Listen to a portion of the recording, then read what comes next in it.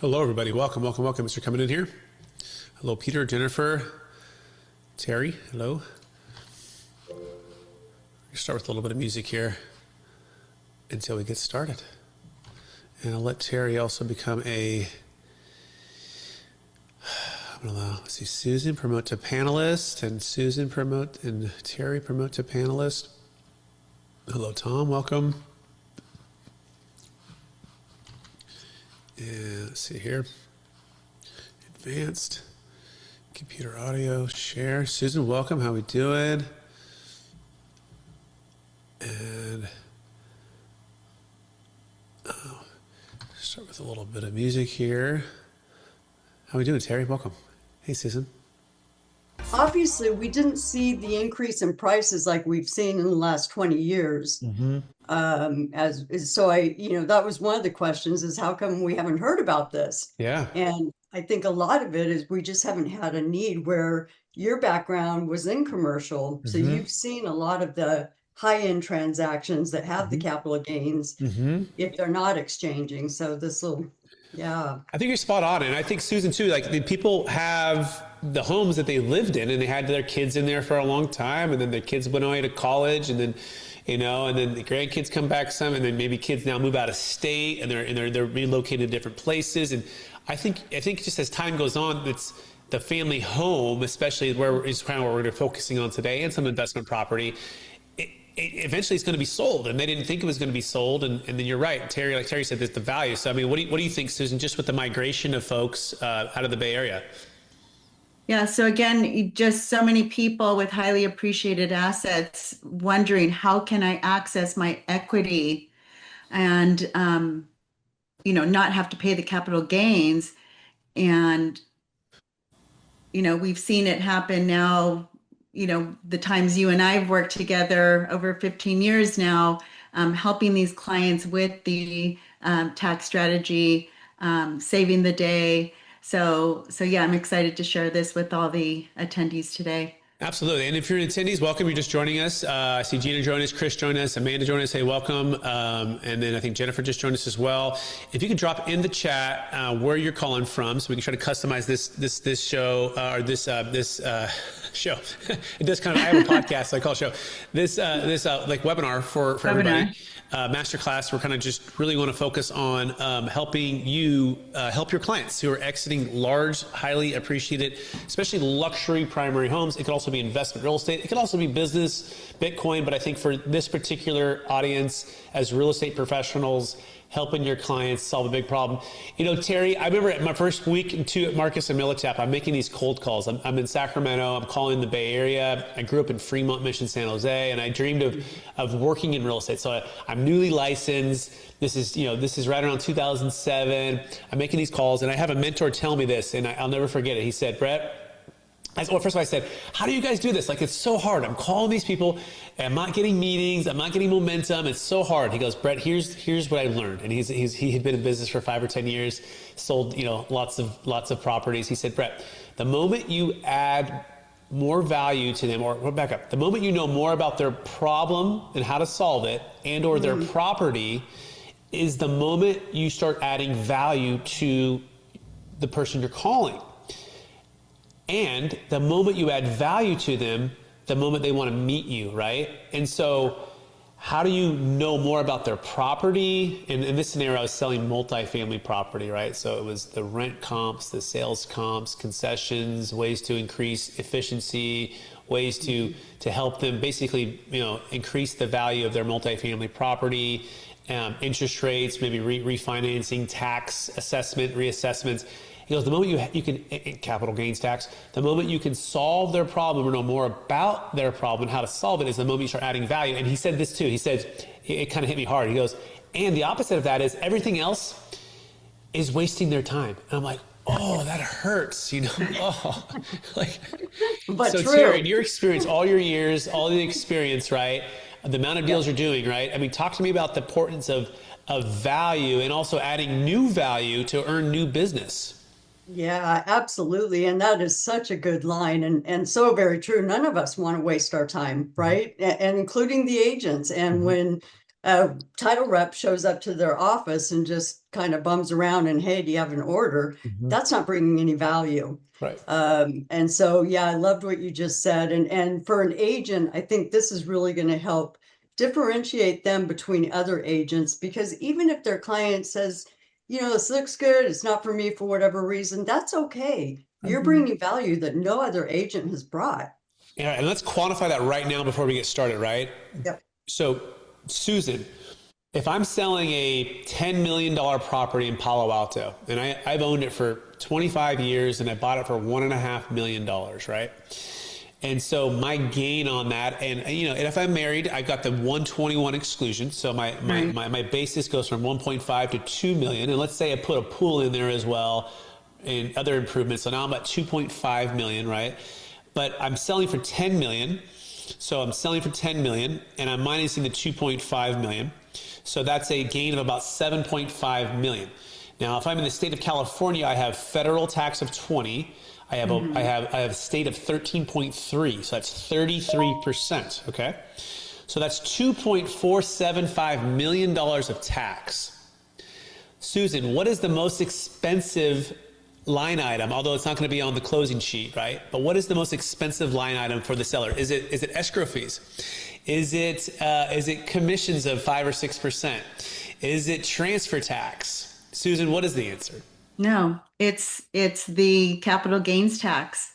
By far, probably around. like by 20x, right? Or whatever, right? Compared to what they're paying. So if you think about value in terms of a number, what we're presenting here is the chance to add the most tremendous amount of value on the actual dollars. In fact, we found that if you don't solve for this, they won't even list the property. They're just going to say stuff like, I'll just die and pass it to my kids.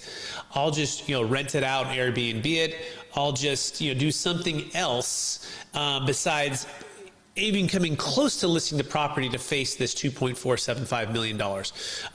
With that being said, are we ready to get started? We got 20 people in the house now. Again, if you are and could put in the chat where you're calling from, welcome Wendy, welcome Quincy, Omar, Alinlin's also here too. Awesome, love it.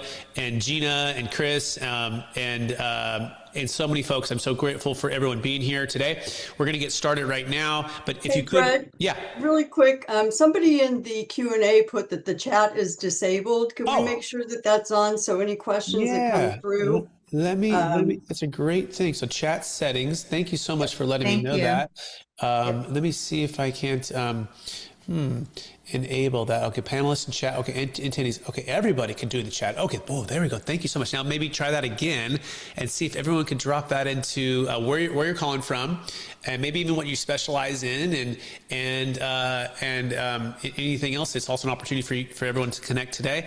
And then I will now share my screen, and then please do have questions, and feel free as the presentation goes on to share your questions to put it in the chat, and I'm going to cover them while I talk through this, or we will cover them at the end.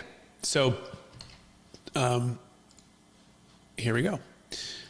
All right. And so we're talking about igniting momentum for your clients when they exit. Okay. By the way, people move and take action for two things: desire and pain.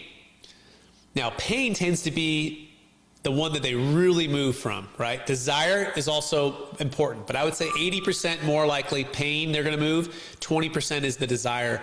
But what we're talking about here is igniting momentum for your clients, a bigger picture than just tax, right? Like taxes can be a little bit dry. And so I'm going to bring some awesome, amazing deal stories and practical tools to use in this presentation. But basically, we're turning this capital gains tax problem, the one that we just talked about, the $2.475 million deal on a $10 million sale and a property in the Bay Area, and we're looking for an opportunity to unlock freedom and purpose and impact for these families. It's so much more than tax, right? you have an opportunity to change people's lives. And I can say that because I have helped change my clients' lives with this thing, okay? Which is really, really part of my passion, and hopefully you're catching here. And so just a quick legal disclaimer, this is just for educational purposes only. We want to encourage you as a real estate professional, and I think you already know this, you're not providing tax or legal advice to anybody, but you could make an introduction and or to their CPA and or to me to work through these challenges to see, just like you might make an introduction to a 1031 exchange company. By the way, we also do 1031 exchanges as well. We'll walk you through. We'll work with a company that does it, but we have a solution to solve for a failed 1031 with our solution. But each individual circumstances varies widely, and we want to encourage each of your clients to seek professional and legal advice alongside of our legal team that we bring in, okay? So this is the big deal, right? It's the exit moment. It's mom and dad who've lived there for 20 or 30 years, or it's the entrepreneur who's lived there for 5 or 10 years and they're moving out of state, and they have an opportunity to exit this property that has massively appreciated in Palo Alto or Atherton or Fremont or San Jose or Pleasanton or Monterey or anywhere in the Bay Area, San Francisco. It's highly appreciated, and it's massive, massive gains. And they're saying, gosh, I wish I could sell and have this momentum going. I don't want it to be crushed. And so the reality is most sellers who are working with agents, they will sell their luxury high-end properties and they'll immediately lose massive, massive momentum. And it's because of the capital gains tax drag. And or they won't even sell the asset because of the capital gains tax. They'll just flat out just say, I'm going to rent it. I don't want to list it. I'm not going to do it because I don't want to get crushed with tax. And so building a capital gains tax exit plan with a trust and an installment sale, which we're going to teach you today, it isn't just a tax deferral tool. It's a momentum multiplier for these families. Okay. And so the problem we are solving for, just so you know, is they're on this side of the screen on the left side and they're trying to walk across the grass, and there's this big old hole. This hole represents 20 to 50% of their capital gains tax, 20 to 50% of their proceeds, right? On average per sale. It just depends on depreciation recapture, depends on what kind of asset they're selling, if it's commercial versus residential, if it's a primary home versus commercial, but it's about 20 to 50%. If it's a business sale, it gets even higher. But California generally for primary homes, think 33%. Think commercial real estate, 37%, because you add the Obamacare at 3.8. Add depreciation recapture of a couple percentage, it can be 40, pretty easy, okay? So that's what we're solving for. And so who is this presentation for? It's for you. If you're listening to this and you're like, hey, I have a primary home. You might be a real estate agent, but you might have this home that you're living in now, right?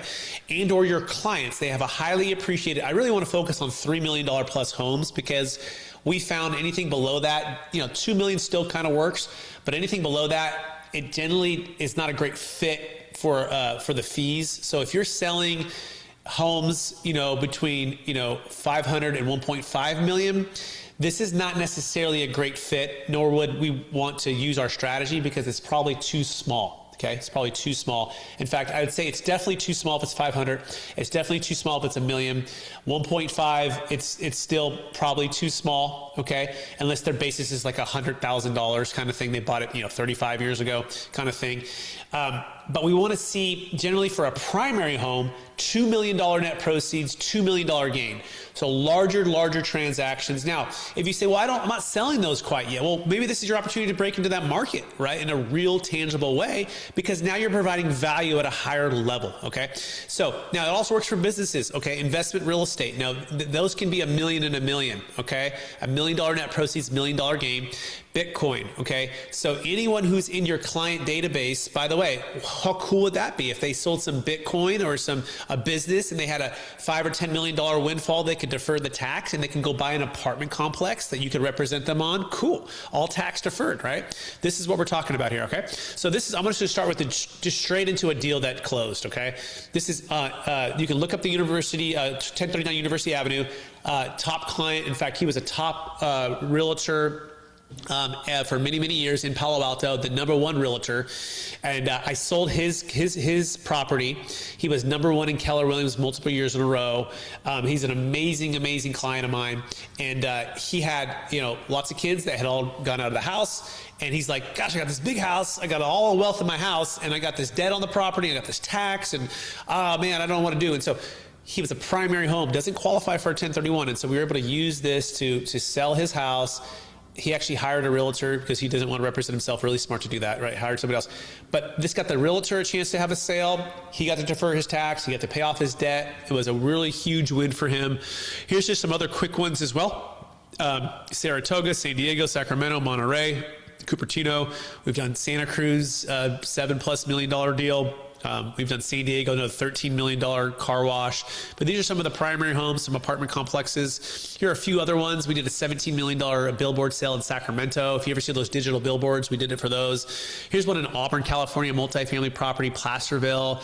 We've done some large apartment complexes. So if you're on here like, hey, Brad, I need mostly commercial or a large multifamily, we've done those. 48 million in Las Vegas, 33 Arizona. We're the first to ever do it with Bitcoin, which is pretty awesome too for a client out of San Jose. Okay, so this is kind of the bridge here that I want to use as an analogy, right? Your clients want to cross over the Golden Gate Bridge, let's say, and they want to go into Sausalito for that nice hamburger. Everyone have that hamburger before? If you haven't had it yet, get there. It's the best hamburger. It's called Hamburger, okay? And so they want to go over that bridge, but they're going to sell in San Francisco and they're going to pay massive tax, right? And so, but they want to be able to cross that Golden Gate Bridge, go into Sausalito, take the ferry back. They want to have freedom and liquidity diversification, but the IRS wants to take that big old bite of the tax bill, right? So if they don't have it, they're going to fall into the bridge and they're going to take that. And so this is what we're going to try. This installment sale with the trust is basically the bridge between 20 to 50% proceeds more and the other side of what they're trying to solve for. And so my question that you want to potentially ask your clients is this: how many years is 20 to 50% of your exit? Right? You ever think about that? Like the time and energy it takes, Terry, for people to own their house, to pay their property tax, to hire hire all the people that maybe help them with their house, the renovations, all of the time and energy and the effort that they poured into their families. I mean, it's so much more than just selling a house. It represents their legacy, right? And a lot of their wealth, 80, sometimes 50, 60, 70, 80, 90% of their wealth is in this home that they bought at the right time. They kind of hit this real estate lottery. But how much time and energy does that represent? If 20 to 50% of that's going to go to the government. Terry, how would you feel about that? If you, I don't know what house you hold right now, but how long have you owned it and how long has it been and how would that feel? Yeah, I've owned it 10 years, bought it for 600, put some work into it. It's worth 2.5 now.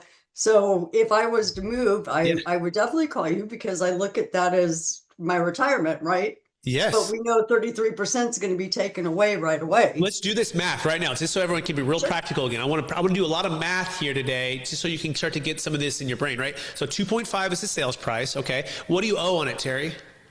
A little less, I think around 550. Okay. So 550 is the debt. Okay. And then you think your basis is about 600. Yes. Yep.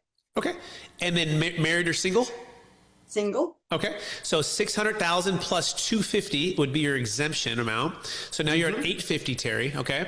Now, Terry, Right. did you put like a pool into it, or did you put any major improvements? Did a major remodel, let's say 500. Another 500. Okay, on top of that 600 that you bought it for. Okay. Yep. So now you're at 1.35. Okay. So if I take the $2.5 million number, I minus the 1.35, that's a $1,150,000 gain. Now, I'm going to say it's going to cost maybe $75,000 of commission or so, I don't know, to sell. So now I'm at $1,075,000 gain. Now I'm going to take that by 33%. So that's $354,000, $750, basically $354,000. Okay, Terry? So this is really important. Now, there's two roads you take here. Okay, the first road is, Brett, I need that money to be able to buy my primary home. This is one of the Achilles heels I want to say this is not for. So if your seller, or Terry in this situation, she needs the money to be able to go buy a primary home, or all of the money, that is not tax deferrable.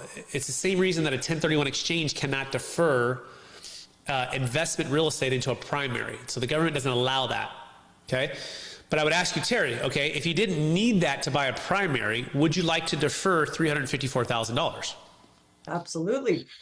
Okay. Now you say, well, what do we do with the money? Well, we'd put all of the proceeds of this. So 2.5 minus the 550 of debt. So you have about 1.95 million minus some of the closing costs. And let's just say there's another, I don't know, 40,000 or so of closing costs with the attorney. So you're about 1.83. It can go to Charles Schwab. It can go with your financial advisor. But the point is it can go into other real estate if you want it to. That's investment real estate. But let's just say we can earn 8% on that money there.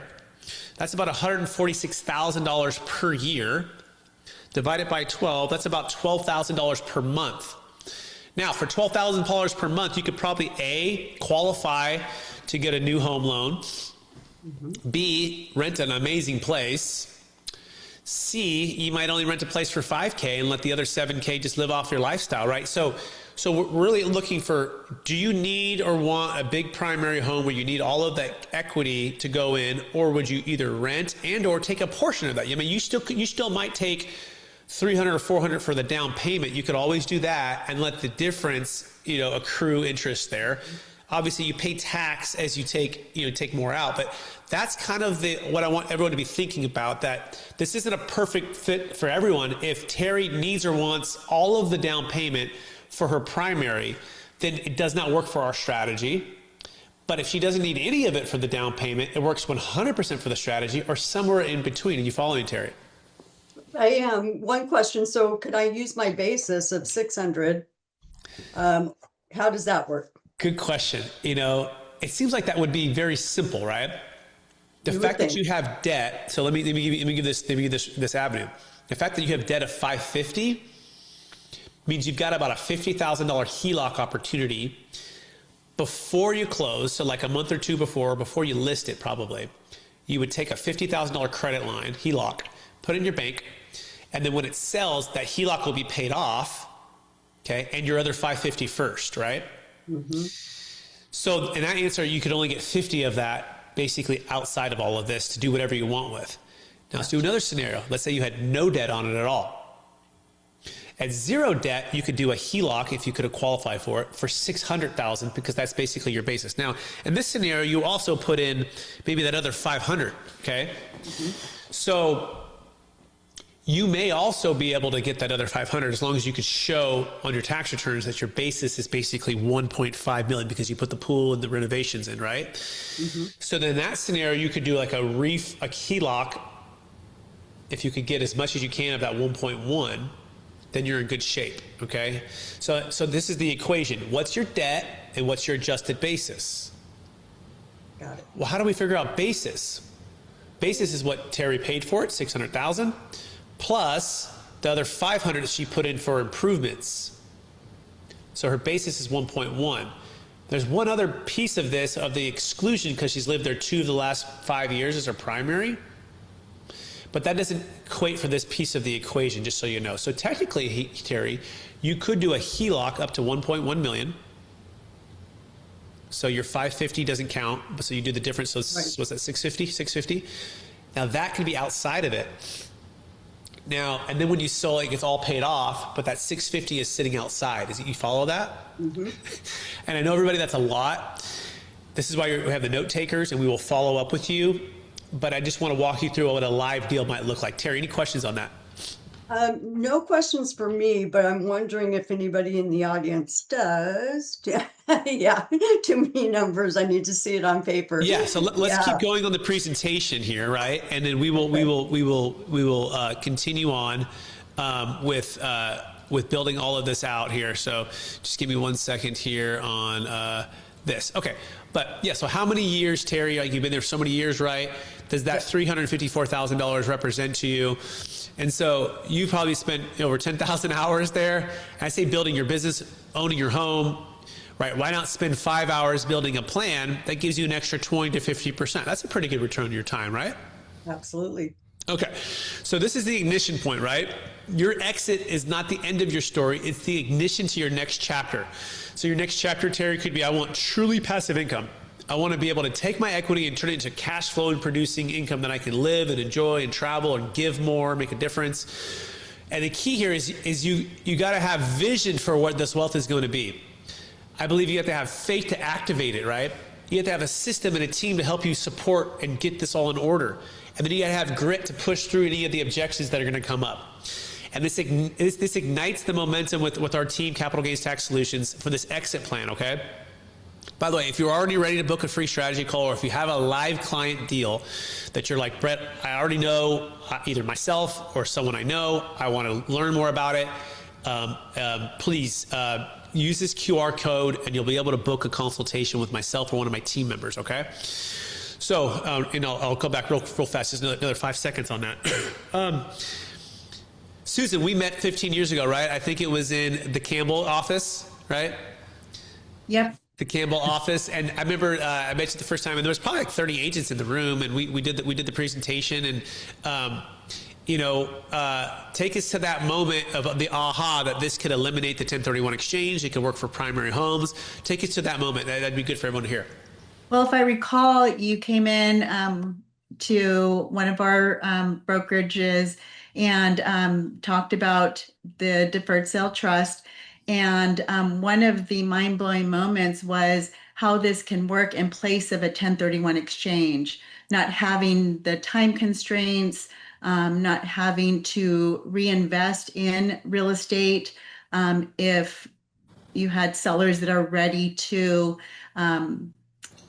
just exit and be done with that type of, investment. Yeah. Just how easy it is to work with the tax strategy and the tax attorneys. Not every title company handled them. So working through the red tape really wasn't that hard here in California, is the other reason why we partnered with Fidelity National Title to help with those streamlining of deals. But yeah, it was the aha moment of, Deferred Sale Trust versus a 1031 exchange. Yep. Awesome. Great share. Thank you so much. And we'll keep rocking and rolling here. Again, here's the consultation if you want to scan that QR code. We'll bring this up later as well. And so basically why we've built this, I'll tell you kind of a personal story of a client of mine who, this is when I was in Sacramento, Marcus and Millichap, as a multifamily real estate agent. They lost all of their wealth, right? And I had clients and friends and family. And how many of you maybe had clients or friends or family lose half or all of their wealth in the 2008 crash? Okay. Well, I remember it like it was yesterday. And the tough part was it was devastating to know that people didn't have great exit planning, and they felt stuck because capital gains tax. They felt stuck because the 1031 makes them go into the same equal or greater debt and the same marketplace. And so we wanted to build something that really could transform the way that people sell and buy real estate. And as an agent, you can provide value. I was a new real estate agent just trying to make it in the business. And it was very, very challenging to compete with agents that had 10 plus years on me, plus hundreds of millions of dollars were sold on me. How could I compete? How could I win the business? And so we built Capital Gains Tax Solutions, and we've exited. I think we're closing in on over 700 million now, but over half a billion in assets. And we've spent thousands of hours basically figuring this out so we can try to make it really easy for you.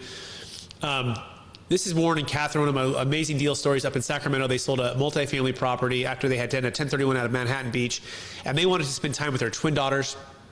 And we built it for folks like this who want more time with their family, more time to give, more time to unlock capital, not spending on toilets, trash, termites, rent control, especially for rental properties that are very challenging to do, especially in California. I grew up in the Bay Area, Fremont, Mission, San Jose, owning rentals and properties with my parents. And so I know how much time and energy and effort it takes to do these things. And so this is the type of folks that we wanted to help them not trade what's profitable for what's priceless, right? And so when I talked to Warren, he said, yeah, I traded the 3 T's for my 2 T's, right? The toilets, trash, and the termites for my 2 twin daughters, right? Come on. Is there a better trade? No, that's priceless, right? So we say don't trade what's priceless for what's profitable. For Warren and Catherine, it was their 2 twin daughters. For you and or your clients, what's the priceless part of this, right? And the more that you can capture and understand your client's priceless for them, I can tell you time is priceless, right? There's 10,000 baby boomers turning 65 every single day in the U.S. alone, and there's 80 million in the U.S. alone, okay? Their time is priceless. It's all priceless for all of us, but the older you get, the more priceless it is. So Warren and Catherine, they can unlock that time to spend with their family. That's the second thing that's priceless. Unlock time, more time with family. That's a 2-for-1, right? That's amazing, right? For what's profitable. This property was very profitable, right? But we actually got it to be more profitable. We actually increased their cash flow by 60%. Gave back 100% of his time. Right? This is the type of transformation we're talking about, right? So we created this for you, the real estate agent, for you, if you're the client listening to this in a replay, or it's yourself that's selling your home, like Terry potentially, because we believe that you deserve a better way to exit, and life is way too short. It's too priceless not to expand your stewardship of your capital for your family, to dream God-sized big old dreams, to capture those in the next business venture, and to make a huge impact for the most vulnerable people or the causes that you believe in. So to us, it's so much more than just tax. It's really about impact and purpose and freedom, okay? And so, in fact, we believe this so strongly that we have this saying around here at Capital Gains Tax Solutions that truly passive income. So like this $12,000 a month for Terry, if she were to sell her property and do this transaction, and that, let's say she had no passive income and or little, but this new $12,000 is truly passive. She doesn't have to trade time or energy or effort for it. We believe it's to her freedom and impact as compounding interest is to your money, right? Albert Einstein, okay? He said that the 8th wonder of the world is compounding interest. Okay? 8th wonder of the world is compounding interest. So we believe that truly passive income is to your freedom and impact as compounding interest is to your money, because it gives you back what's priceless versus what's just profitable, okay? So real quick, there's another analogy. Capital gains tax is like the closed dam, right? It's just closed. And it stops the flow of capital. And if it stops the flow of capital, it stops the flow of more time, more energy, and more opportunity to give and may be a blessing to your family or to the causes you believe in. And so our capital gains tax solutions, the trust that we use, it unlocks the flow of this capital, okay? It unlocks I'm going the wrong way. Like this, okay? So now it's just flowing, right? And unlocks it, right? So that makes sense, right? And all this extra energy and flow can create lots of impact, okay? So for those who are serious about igniting momentum when you exit for yourself and for your clients, I want you to consider building a capital gains tax solutions plan with us. We can be your expert team that you can bring in to help you with this. We have team members in California, Texas. I'm in Florida. We do deals across the country. Most of our deals are in California. And the key here is turn capital gains tax into capital purpose. Reinvest, help your clients reinvest into their next mission or their next chapter of their life. Build a legacy. By the way, these trusts can pass on to kids and keep going. And the momentum is not magic. It's very intentional. Okay. One other thing I want to bring up here is that it's not just capital gains tax. In fact, estate tax is a big challenge for your clients. In fact, I want to teach you that $30 million is the exemption amount for a married couple, $15 million single, but anything above and beyond that is subject to a 40% death tax. Okay. Where the stepped up basis is not solved for this for the death tax. And so let's just do an example. Let's say you had a client that had a $50 million primary luxury home in Atherton, okay? And let's just say it's free and clear. And let's just say they bought it for, $5 million 25 years ago or something, okay? But it's all inside of their taxable estate, which is the first question you want to ask. Hey, Mr. Seller, have you considered estate tax, and what is the size of your taxable estate? They might mistakenly think that the stepped up basis, if they just die, is going to cover that $50 million tax bill or that whatever tax bill would be. It doesn't, because that only has to do with capital gains tax. The big thing in the room is the estate tax. The estate tax is 40% on anything above 30 million married or 15 million single. Let's just say that the gentleman and the couple is worth 30 million. That means there's 20 million remaining in their taxable estate. At 40%, that's an $8 million tax bill. So although they got the step up, Susan, watch, Susan, you want to unmute yourself, right? They got the step up on the 50 million. That 20 million is still subject to the estate tax. I want to make sure you got that, right? And that's, so first I'll start with Susan. Susan, does that make sense on that? And then I'll also pass it to Terry after this, because this is a big piece here that I want to touch on. Yes. Terry, any questions there, or was that good? No, that was great. And it's makes funny, sense. you mentioned this, and this might be for other people on the call as well.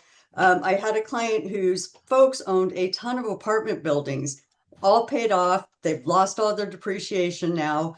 And so we talked about this. He said, nope, they're just going to wait for the step up in basis. But what they don't understand is if the 30 million, they're going to have that extra. And you think about how many folks get elderly in life, and maybe they have medical bills, they have different things. They could have this cash flow now. The kids are still going to get tons of money. Yes. So it's just very interesting to know that this is available, and freedom is what it allows. 100%. And so let me capture that one more time. Let's imagine Fremont, Mission San Jose, Atherton, Palo Alto, San Francisco. You have a client that has $130 million worth of apartment complexes. Let's imagine they're fully depreciated, although that doesn't even matter for the estate tax. So let's just say that this, no debt, it's all inside their taxable estate. What we're saying here is, and they're married, so they have a 30 million exemption, but that other 100 million is subject to a 40% death tax. When is that death tax due, Terry and Susan? It's due within 9 months of their passing. So mom and dad not choosing to sell while they're alive doesn't mean they're not going to be forced to sell. There's a famous case, if you look up the Dolphins owners, okay? This is, I don't know, 5 or 10, 15 years ago. They got hit with this. They owned the Dolphins for decades, built up this franchise, all this money, all the Miami Dolphins, football, NFL. They die. The death tax kicks in. They can't afford the Dolphins anymore. They have to sell the franchise. The family loses it. It's really brutal. It's really brutal. And so this is the compelling thing as an agent that you can say, Mr. Seller, are you aware, number one, of the estate tax and death tax, and that the stepped up basis does not solve for it? Number two, what's inside of your taxable estate? Now, here's some of the things they're going to try to do, and they've tried to do. Number one, they're going to try to buy a bunch of life insurance. That's really expensive. Number two, they're going to try to gift it away to their kids. But here's the challenge. They don't have that many kids, and they can only gift a certain percentage per year. So they run out of kids and they run out of time. Number three, they can give it all away to charity, which is great. And if they do, they can get out of this. The charity gets all of it. But not everyone's all 100% charitable. Our strategy is great. Here's why. You can sell in one day, one sale, $130 million portfolio, move it into our 2.0 version of this, and it's in an irrevocable trust that's forever outside the taxable estate. Their children can be the beneficiaries, okay? And let's just say they're 65 when they do this, and that 130 grows to 500 million while they're still alive till 90, let's just say, okay? That 500 million is outside their taxable estate. 40% of that 500 million is $200 million. So this is an elimination. This is not even a deferral. This is an elimination of that. Now, they will pay tax while they are alive. They'll get payments from the trust, and they'll pay some cap gains tax, some ordinary income. But it's a whole lot better than paying, your heirs paying $200 million, okay? So I just want to make sure everyone caught that. By the way, 530 would be the technical number because they have a $30 million exemption, or it'd be 40% on 470 million. Okay, so I'm going to keep going. Again, throw questions in the chat. Terry, did that make sense? Does that make sense on that? Yeah, it made total sense. One question I had, because when our underwriters met with you, one of the concerns is when we Googled Deferred Sales Trust, we saw some that were a little bit less than on the up and up. Yeah. And so, of course, we vetted you guys out pretty well. And so tell me what's different about you as opposed to some of the others. And because there's so much to take in, I know that many people on here are going to have questions come up when they have a client. And can you do comparisons? Yeah. So what's different about me, I'll start with like just our business, and then I'll talk about the legal part of it too. So what's different about our company is, especially working with real estate professionals, is I have a mentor. He says, you're best positioned to serve the person you once were. And I was in your shoes in 2009 learning about this for the first time. I'm still a California real estate broker. I'm also a Florida real estate license agent. And I don't practice that. I still have those, but I refer business out because I'm focused on what we do here. But my point is, I lived and breathed helping people buy and sell mostly multifamily real estate, some residential. I started at Keller Williams in the beginning, but it was really Marcus and Millichap. And so I've done 1031 exchanges and lots of those, and just kept progressing in this capital gains tax exit planning arena. And so I understand how to structure, negotiate, and weave in with the conversation with you and your sellers, because I've helped people, close to $1 billion at this point, exit transactions. Okay, so that's number one for that. So I really want to let you know that I want to come alongside of you to help you with that. Okay, on the legal side of things, there are a couple out there that they don't use the tax attorney that created the structure, or the tax law firm that created the structure. And you want to be very careful, because the audits that have been done, for all the ones that we know of, have only been done by one law firm. And so there's been some copycats out there, and they should have the audit track record. So that's number one. What is the track record? Well, there's thousands of transactions at this point, close to 30 years, and about 30 no-change audits. It's actually a very low audit rate risk. Most of our deals have been done in California. Most of the audits have been done in California, and we've never had a single change on any of the audits. And so sometimes if people look up what we do, they'll find some questions, or people think that doesn't work, or how could it work, and they have opinions online, and I call it kind of like the drive-by media. They've never done a transaction, or maybe even looked at legal documents, but we've done it for 30 years, thousands of transactions, and we've never had a failure, but they have a really strong opinion, and some people get scared because they're like, wow, it sounds too good to be true, why don't I know about it, and this person says it's not true, so maybe it's not true. I'll just tell you this. We'll promise to never talk you into anything. If we don't think it's a good fit, we'll tell you it's not a good fit. But also, there's lifetime audit defense provided. So, what's your worst case scenario? Back to the original $10 million sale deal with 2.45. You could just decide that it doesn't work and pay your 2.45. Or like the other thousands of transactions so far that it has worked, and you have lifetime audit defense, that you will also continue to work. And so we base it on federal tax law. It's also not California law, because it's, some people say it doesn't work in California because of a notice they sent out. But the fact is, the actual notice says that it's a federal law. This is a federal law. It's not a California law. So people get that confused. One of the things that's an objection out there, Terry, has to do with the 1031 company. Well, first of all, if you're selling primary homes, you're not even in the 1031 world anyways. We're going to do this at escrow. We're not even doing it at the 1031 level. So it doesn't even apply for that objection of that. So yeah, that's what I would say. And at the end of the day, client can make the decision. And if they don't want to use our services, they don't owe us anything. We work on a conditional basis, but we'll walk through the scenarios. We'll weave everything and get it all ready to go. And if they want to use it, great. If not, they can pay their tax. And does that help you on that, Terry? That it helps a ton. I know we have a couple of questions, but I don't want to. Yeah, let me wrap up the presentation, and then we'll do the rest of the questions. Okay, so these are some of the things that we're, you want to take a screenshot of this, and this is what we're designed to really help your clients, right? And so if this resonates, amazing, right? It can be set up in a few weeks from closing, although we want to be earlier, and we got to make sure we set this up ideally before you even list the property. We have the option language, because some deals, as you know, in the Bay Area go non-refundable day one, and they close in 7 or 10 days or 14 or 15 days. That's too late for us. We have got to be with Terry, working with Susan. We've got to have everything in order with the contract at escrow before it goes non-refundable. Very, very important, okay?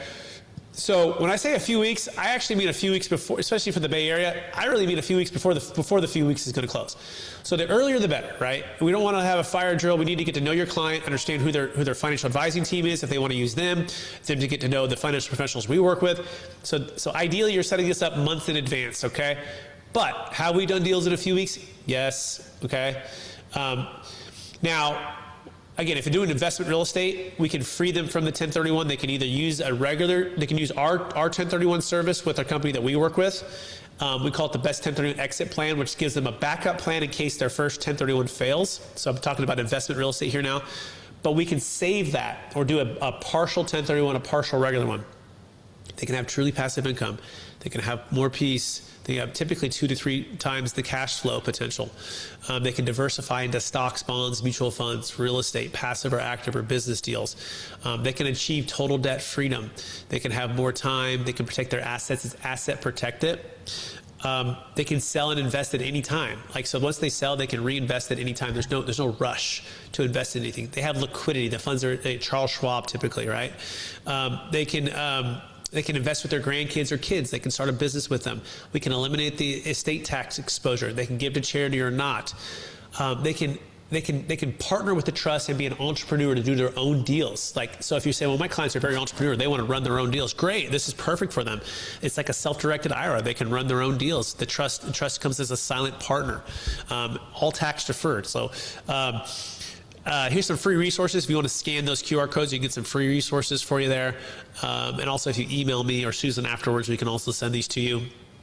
Let's give you another like 5 seconds to do that. And then we'll keep going here. Okay.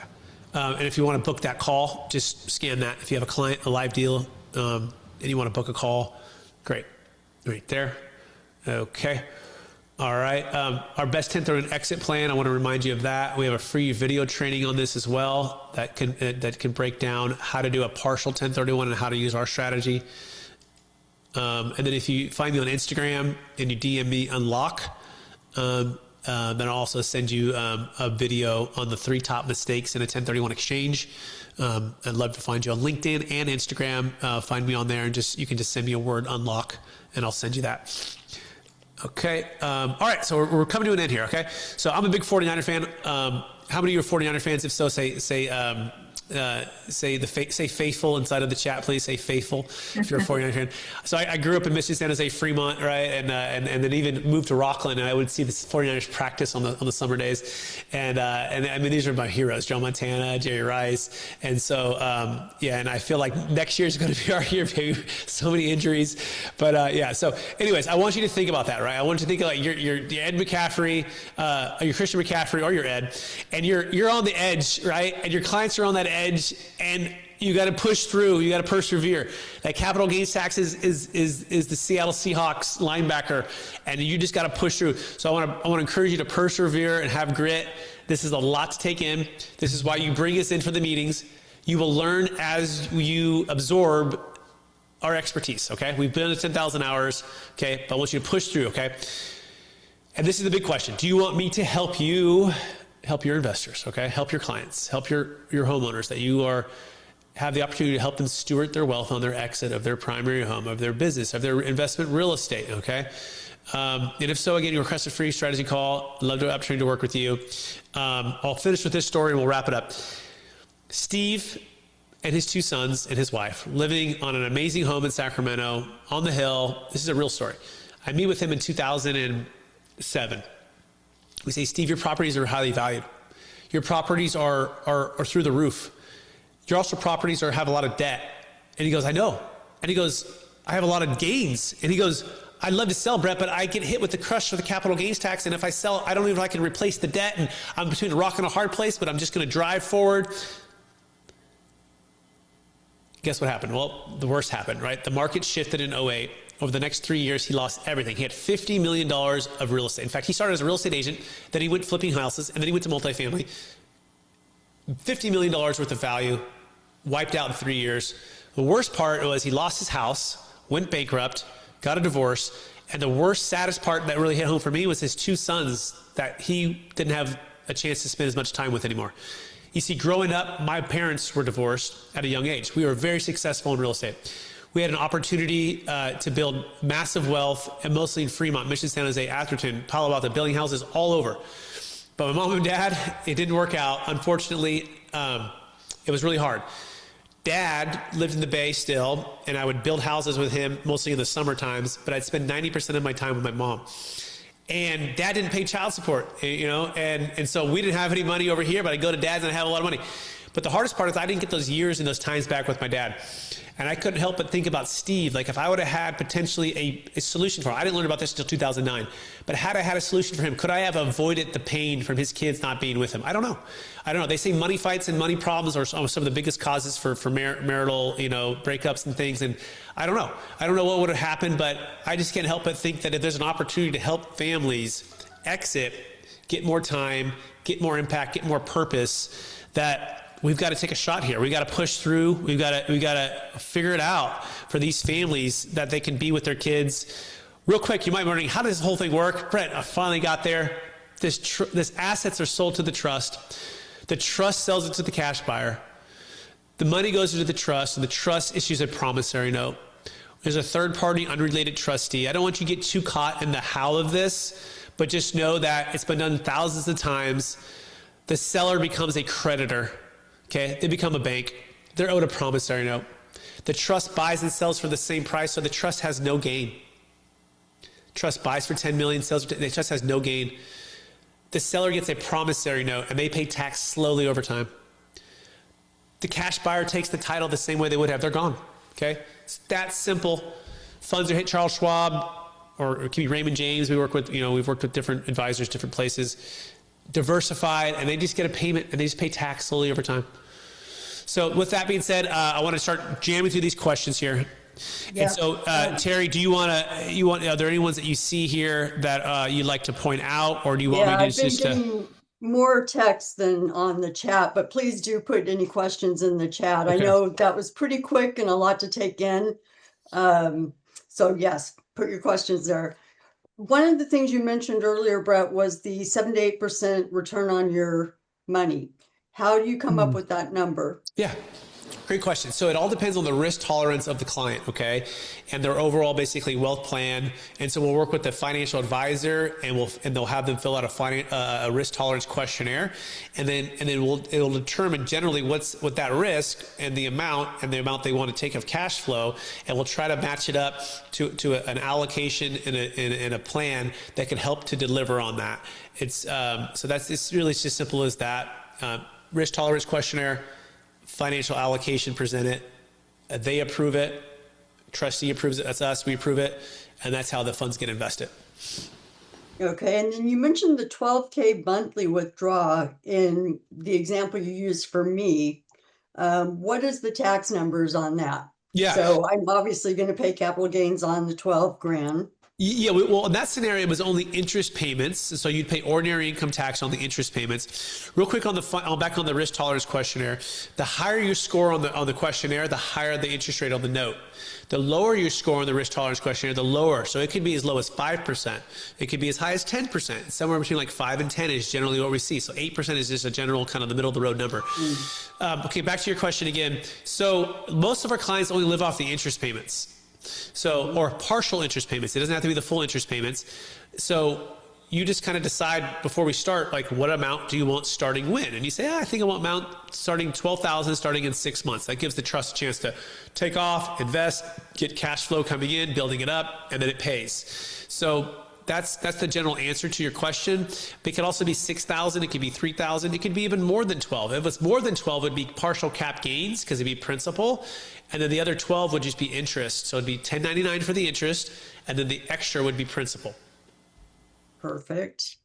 And then as far as all the QR codes, all the information that you shared, will this be recorded? Is this something, and is it possible to send those to me so I can get them out to the agents? No problem. Yeah. Okay. Yeah, the QR, and I like the little simple sheet on how it works as well. Yeah. Great. Yeah. Last question. How have you seen real estate agents market this for residential and commercial properties? Yeah, great. So as far as the marketing, the best way I've found to do this, especially if you are selling, $3 million homes on a regular basis, is to simply do even with my team, or myself, a quick 15-minute Zoom interview. Okay. That you ask some of the questions that Terry just asked, and we just use a general overview, and that becomes an asset for you when you walk into a listing appointment to say, hey, watch, scan this QR code on my YouTube channel or wherever you want to store your video, and watch the video of this and what's possible, right? That's the most hands-on, like passive way. I mean, you do a little bit of work, maybe 30 minutes of your time to create that one-time video, but you're just asking the question. You're not necessarily trying to, take the 10,000 hours and present it. That's the most effective way because it doesn't take a lot of your time and your energy. You do it one time, boom. Second, you take a lot of this content that I just produced and you work with us. We have a lot of copy, right? And so in ChatGPT, it's real simple. You actually can put some of my videos into the copy and say, hey, customize this for a primary home owner in Atherton or Palo Alto or San Jose or Fremont or, Santa Cruz or whatever, Monterey. And you just customize it and it'll do a 3, 4, 5 email sequence. And then you just put it into your email sequence one, right? And then lastly, if you actually close the deal, it's the live close deal story. Here's an actual deal. Now, here's one that I closed 2 years ago for $5 million that it didn't have the solution, and this is the tax they paid.